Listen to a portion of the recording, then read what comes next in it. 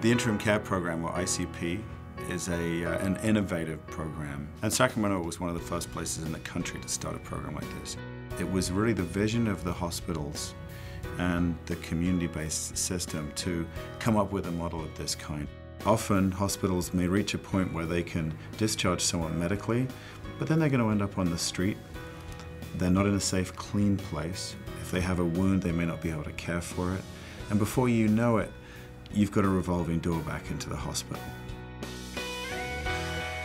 Homeless individuals admit to hospital on a recurring basis with serious illness and multiple conditions that have gone untreated.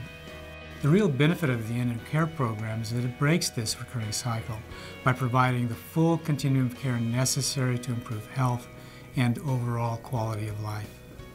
In the Sacramento region, the 4 healthcare systems have a rich tradition of collaboration and working on issues of common concern with the common goal of improving the health of those most vulnerable in our community.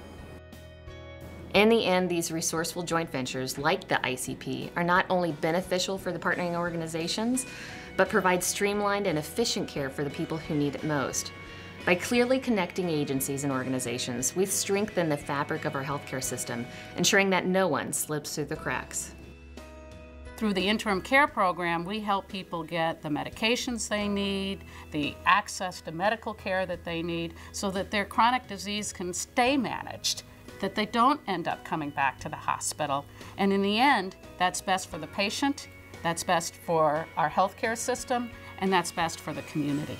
Unfortunately, the County of Sacramento has had to endure a number of cuts in recent years to balance our budget. And those cuts have meant sacrificing important healthcare programs, the closure of clinics, and the effort of the 4 health systems and the Salvation stepping up the way they have in the context of the ICP has really helped fill a void.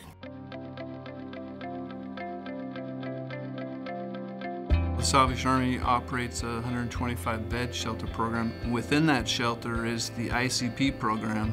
We receive a referral from the case manager from one of the 4 hospitals that we work with, and then we have the patient admitted to the Interim Care Program anywhere from 2 to 4 to 6 weeks, so a maximum of 6-week program.